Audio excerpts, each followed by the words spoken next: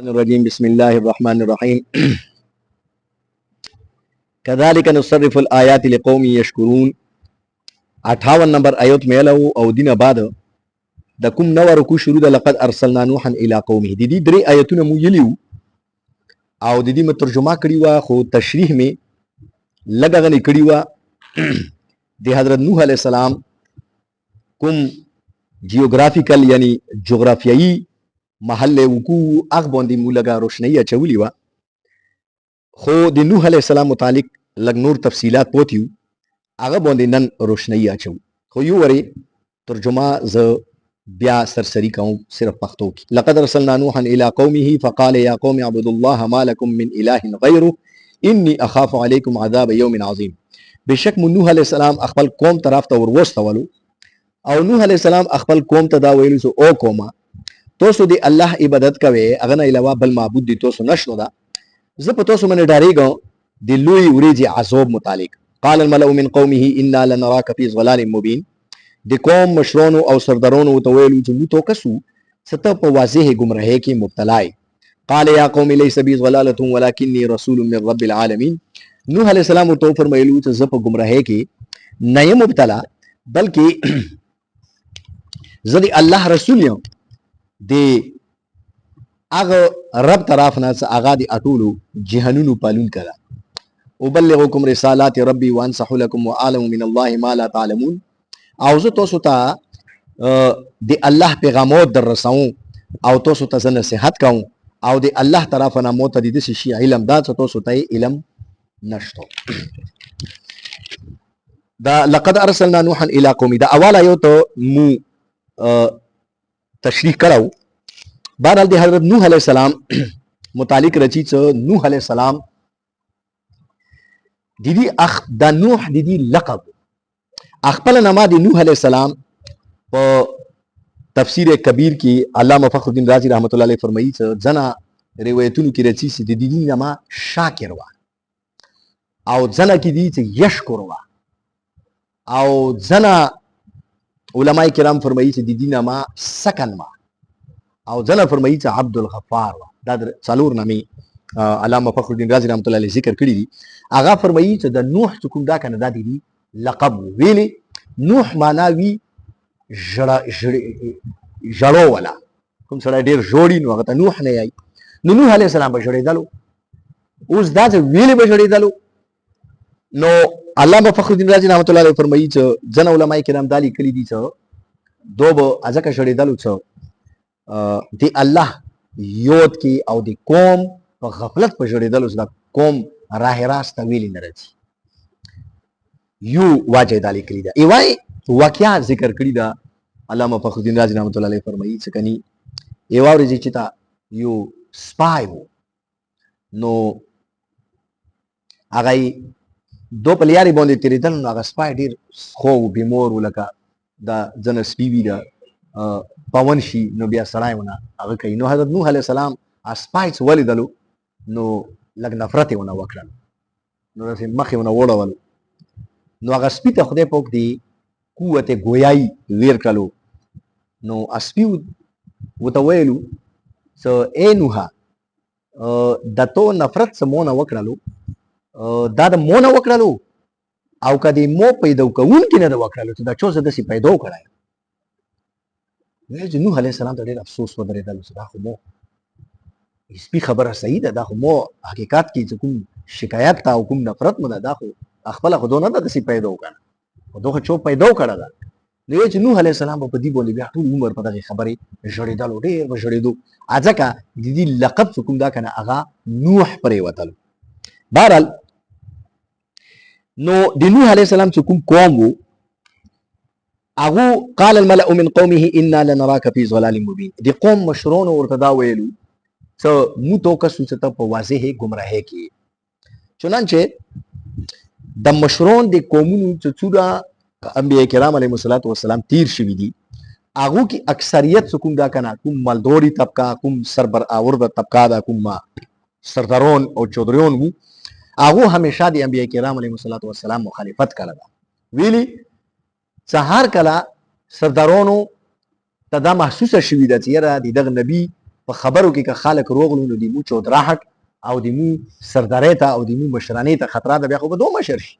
بیا خو مو له چودراهټ ختم ده. نو لہذا هغه بیا مخالفت کړه ده. چنانچه قرآن مجید کې الله رب العزت د دغوی بل ځای کې قول نقل کړه ده وما نراك اتبعك الا الذين هم اراذلنا. د مشرونو بو د دایلو حضرت نوح علیہ السلام ته نور انبیاء کرام متعلقه دا نه کانسپټ و دی هغه متبعینو خدای نوح علیہ السلام قوم قول الله رب العزت دا نقل کړه ده وما نراك اتبعك الا الذين هم اراذلنا. مو کې کوم نعوذ بالله نیچ او ارزل خالق دي رزیل خالق دي هغه تو پسې در پسې دي هغه تو متبعین دي چې ته روح سړای چې ته کور سړای چې ته مالدور سړای هغه تو پسې نشته ده. او کله به ورته دایلو فقال الملأ الذين كفروا من قوم ما هذا الا بشر مثلكم يريد ان يتفضل عليكم ولو شاء الله لانزل ملائكه. نو هغه بدایلو کفرونو سما هذا الا بشر مثلكم دا خو دې تاسو نه منا یو انسان دا يريد ان يتفضل عليكم اوس دا تاسو ته کومي خې خبري کوي دې اصلي مقصد دغه منصب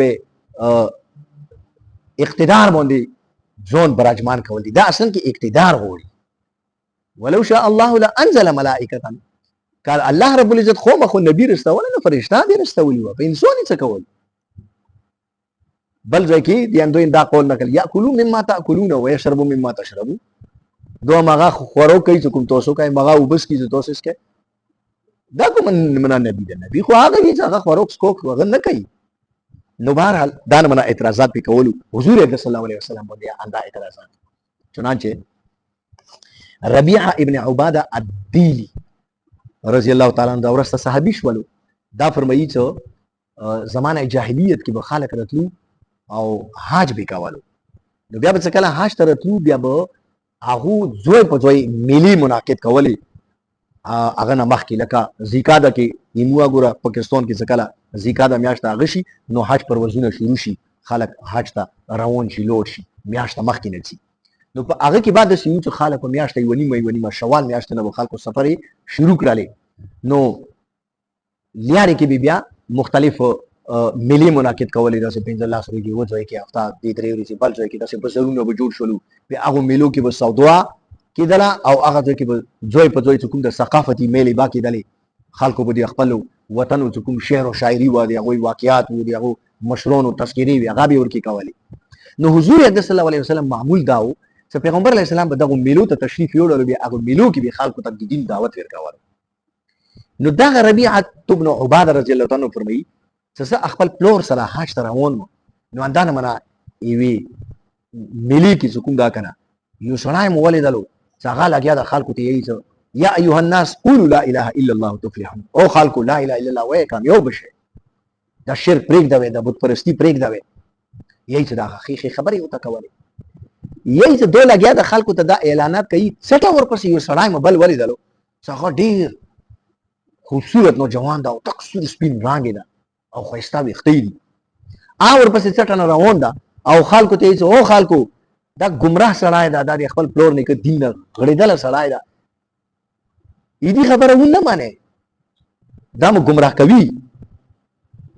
نو حضرت ربيعه ابن عباده رضی الله عنه فرمایي سو متپوس وکړل چې دا سړی چوک ته چې دا محمد صلی الله علیه وسلم الله نبی دا خلکو ته دین دعوت ته ورکړي او دا څټه سړی چې کوم دا ابو لهب نمیږي دا دې تر ده او دا خالق چې کوم دا دینه منی کوي چې یاره دا کوم پیغام دی راوړل دا کوم دین دی راوړل دا اسی نعوذ بالله واټه کوسلا. نو بهرحال حضرت نوح علیہ السلام ته خپل قوم دا ویلو چې ان لنراک فی ضلال مبین تو مکسو چې ته په گمراهۍ کې مبتلا یې. قال یا قوم لیس بی ضلاله علامه فخر الدین رازی رحمت الله علیه دی کې باندې کتاب لیکلی دا فرمایي چې ګوره قوم متدا ویلو چې ان لنراک فی ضلال مبین ضلال تکو ته قوم استعمال کړو چې ته گمراه یې. او حضرت نوح علیہ السلام ته جواب کې ویلو چې لیس بی ضلالتن هغه ضلال نه ویلو او نوح علیہ السلام په جواب کې وته یې چې ضلالتن. نو هغه فرمایي چې دا نوح علیہ السلام کوم ټکه استعمال کړه دا د کې عموم ډیر زیات ده یعنی هغه ته دا ویلو چې ته گمراه یې او گمراهي هغه دا ویلو چې نوح علیہ السلام کې کوم دا کنه دا څلور قسمه شیون دي چې هغه سلسلې کې دا ګمراه ده قوم ورباندې دا فتوا لګوله یو ته ویل تکلیف یعنی کوم احکامات تور وړي دي دا د ګمراهۍ ولا احکامات دي دا صحیح نه دي او یو څه کوم دا کنه د توحید نه ته کوم یای څه خدای یو دا د ګمراهۍ ولا غلطه خبره ده خدای یو نشته دریام د ته کومه دعوا کوي چې معاد یعنی قیامت پر چی بیا وي سوب کتاب کیږي بیا دا دروي او څلورام چې د ته کوم د نبوت دعوا کوي دا دروي نو دغه شیونه او تیلو چې دغه شیونه کې دغه څلورو خبرو کې ته په ګمراهۍ کې مبتلا یې نوح علیه السلام ورته فرمایلو چې لیس بی ضلاله دي کې عموم ډیر زیات یعنی زه په لګي وی وړي نه وړي خبرې کې اسه په ګمراهۍ کې نه یم مبتلا دا خو ډېرې غاټې خبرې نو نوح علیه السلام ته جوابا دا ویلو چې تاسو خو دغه څلورو خبرو نه یای زه د دای آیان چې زه الف نه یې راشي چې کوم څه د تای هغه کې یو خبره ایمو طرفنا غلطه نشته ده بهرحال اره نوح علیه السلام ورته دا فرمایلو زه ګمراهۍ کې نه یم مبتلا وبلغكم رسالات ربي وانصح لكم واعلم من الله ما لا تعلمون مو تاسو ته د خپل رب طرفه یو پیغام راوړل دا او زه تاسو ته نصيحت کوم چنانچه علامه فخر الدین رازی رحمت الله علیه چې دالی کړی دي چې ګوره نوح علیه السلام ورته خپل دوی ډیوټي وخیل یو تبلیغ رسالت